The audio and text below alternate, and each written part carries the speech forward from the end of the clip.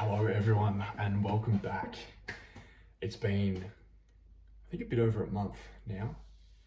And there's been a few things I've been working on. For the most part, I've been away or distracted by social events. I've been at this limbo state of, I could get into AI consulting or some sort of small business and start building some skill sets that I could sell. Going back to Alex Hormozy's stuff, going back to the teachings I got from Mark, sort of not that emotional, this is the work you need to do, this is the reality of the situation as being an entrepreneur or getting into entrepreneurship, or the risks that you're putting in place by not having any action. The risks of inaction, the risks of what your life could look like, the risks for the path you're heading down. And I think this was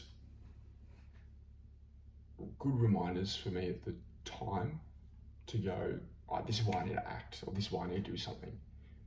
But then that feeling sort of fizzles out for me. I think it doesn't last. And I could sort of fearmonger myself a lot, or, bring in the harsh reality of it and constantly just sort of have that over my head. But that doesn't bring me from a place of power, a place of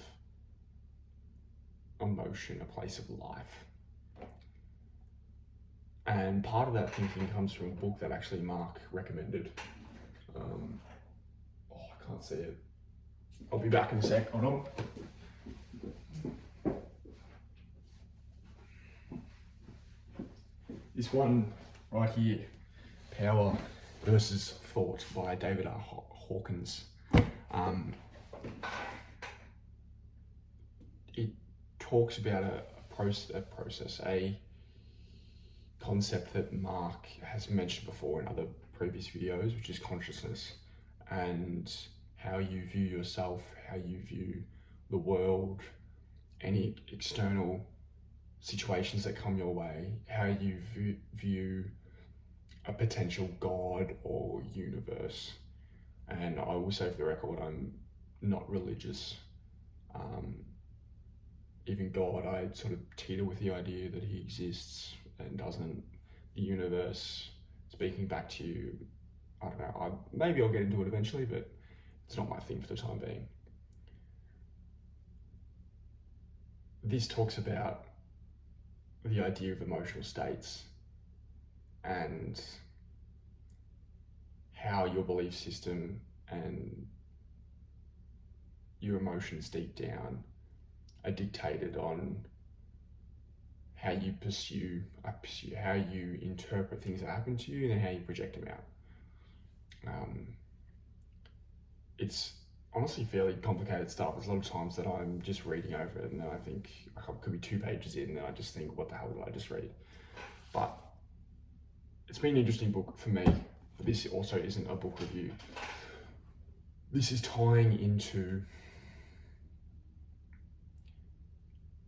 why I haven't just gone ahead with pursuing AI or pursuing something that gets me out of my current job or gets me to 100K a month. And it was my purpose, and it was that, why am I doing this? How can I have power that comes from me, that I can just move through any challenge? I can be hungry for the pursuit of it. I can just give and not either take or... E-commerce is an easy example for me to use, but dabble in those more sort of black hat, grey areas of marketing where I know there's money to be made, and I know that's where the success can be found, in selling products. And those are the kind of things that stop me. Well, why would I get into AI? Just for money, just for leaving a job that I kind of enjoy in a situation I'm comfy in this room. So I need something that's larger than me. I need something that's larger than life, and at least my personal life. And there's nothing that I've really been able to find, or something that's really gravitated towards me, I should say. I haven't looked too hard on how I go about answering that question. And it wasn't until I come across Alex Hormozy's podcast with Tony Robbins. Always thought Tony was just sort of this guy who's been around forever, and he speaks about the same shit. And it's a little bit about investing, like a little bit about life stuff. Prejudice just running through me. But I thought I'll give it a listen. And he gave Alex really good advice, but he talked about his free event he had coming up. So I thought, well, I'm not doing anything with myself. And I needed a reason why. I need a bit more focus. I need how do I discern that focus? How do I put this into action, and how do I not give up on it and pull myself to the side and go, hey, you've set your goal, why aren't you going towards it? Why are you succumbing to these other beliefs or these other habits? And so I went through that, and now here I am, signed up to his Unleash the Power virtual event, but it also comes with his 30-day, it's written in here somewhere, bear with me, personal power. And so we're on day one, and we're looking at, for me, it's about finding out why I'm in entrepreneurship and reconnecting with that, because I feel like I've lost that. And after a bit of writing, a bit of going back and forth with AI, there's a few things that I've personally narrowed down, and there's the work itself. There's what entrepreneurship gets me, but there's also what the vehicle gets me, because I think it's the vehicle that I've been getting caught up in rather than entrepreneurship. And the vehicle for me, I've discerned that it needs to have a large impact. It needs to be meaningful, and I need to have a personal connection. Now this, again, is all something that I've not so much practiced in practice, but it's a good start. It's a great start. It's something that I'll probably outline this year, I would say. And then how I work and what I go after. To have a large, meaningful, personal impact to the people I work with, the market, yada, yada, yada. I think naturally I've always been ambitious. And I want something large. I want to just go after it. I don't want to serve a small demographic. I don't want to serve a company, a bunch of clients, and not having any sort of interaction with where this leaves people, where they're transformed to. I want something that's, I can just get in there and it's founder-led, and it's like Tony, it's like Alex Hormozy. You see these people who've done, they've had all this business experience, or they've had all this experience in sport, whatever, they're still there. They're still down in the trenches. They're still giving, but they're also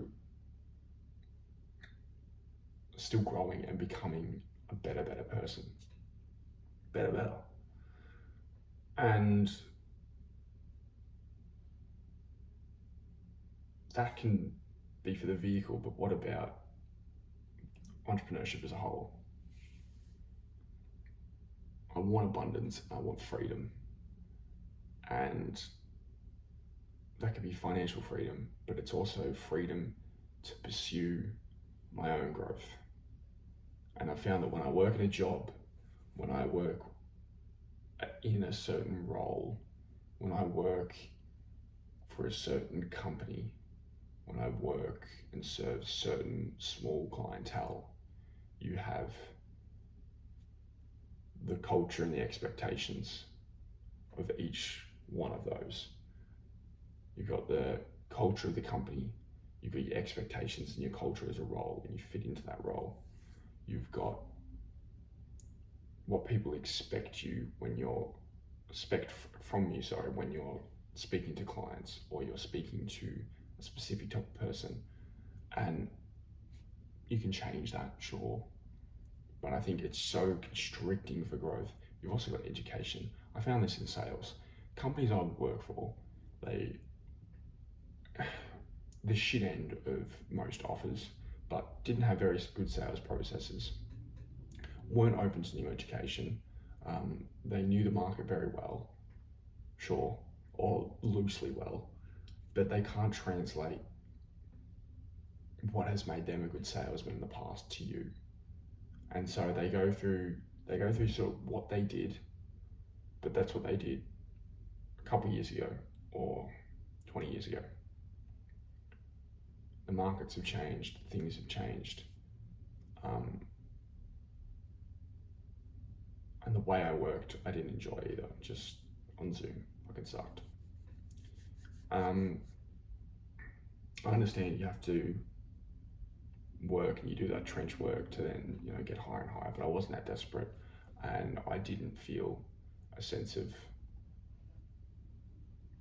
I'm grinding and that's that. And I enjoy this because I didn't. And for what I was selling in the past as well, I was just like, me, I don't have an emotional connection to this. I don't really care about the market. But when you pursue a vehicle of your own, you pursue a need or a problem of your own, you have that ultimate freedom to just throw yourself at it, throw your personality, throw your gifts, throw your skill sets, throw what you're willing to learn, what you're willing to put in. It's just the abundance of what you can learn and how you can grow is just right there. And that's why I want to pursue it. That's what entrepreneurship can give you. And that's what I fell in love with at the start. You are completely constricted with most jobs in regards to going down an entrepreneurship route. Now, there's obviously a trade-off. Entrepreneurship is for a lot of time, risk, a lot of financial risk, and you risk other opportunities, or you sacrifice, I should say, other opportunities to hang out with friends, people, social circles, something more stable. You risk uncertainty. There's a lot of fear associated with it, but being able to overcome those things as well is another reason, for me anyway, that just stacks on top of this is an opportunity to grow. This is an opportunity to be better.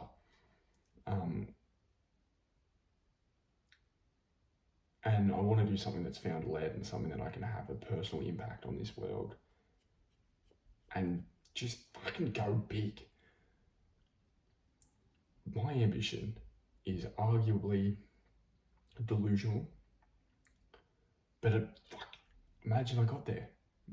I imagine I hit it. Imagine the emotion you can feel when you hit something so big and you build something so astounding that me last year or a few years back couldn't even fathom doing.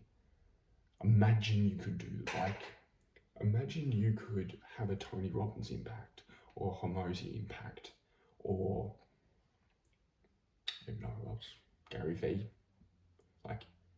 Imagine that was you in your respective, this is what I care for. Who would not want that? There's some people who don't have that ambition. There's some people who don't have that drive, that hunger, and that's okay. But when I think about it, when I concentrate and focus on that kind of impact and that kind of growth, that kind of contribution I make to the world, I think, why the fuck would I settle for anything else? And then in practice comes the answer of you lose focus or you come across something that you don't think you can overcome. But I think that's when you have to have those inner beliefs and you have to just know exactly where you're going and why you're going there. And that's what I'm working on. That's my why. I believe I am fulfilled by impact and kind of fulfillment I can have from my work and from what I'm pursuing. And I know that only grows with how much I grow. It's sort of limited to my skill set. And so there's a lot that I need to learn, but that's the exciting part, isn't it? So from this day, we've got a much deeper why I'm pursuing entrepreneurship. We've got a few action plans as well, one of which is being on YouTube. Another one was talking to a family member or someone in my social circle that I'm close to. I'm doing 2 of those today. One for my dad and one for a close friend. That I just haven't kept really in the loop of what I'm doing career-wise, as well as, you know, with Tony Robbins stuff, what I'm doing now. And the third was writing down this stuff here and figuring that out.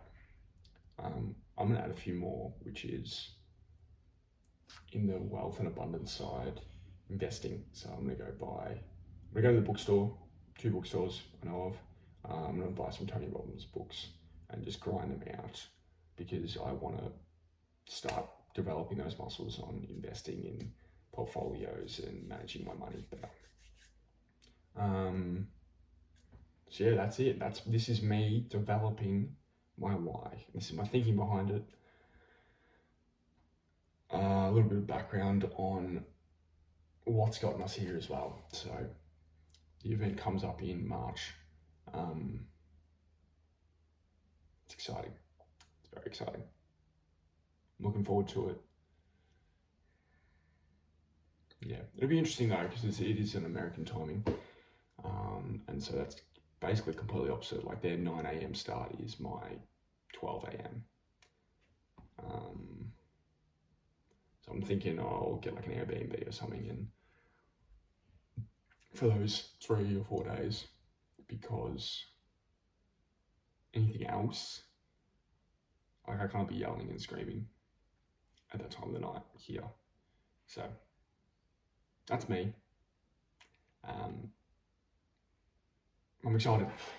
It's good. 2026 is gonna be a good year. It's gonna be a great year. And the next couple decades on from this, I'm gonna remember wholeheartedly. Stand up straight. So that's me. Updates from me for all 4 of my subscribers.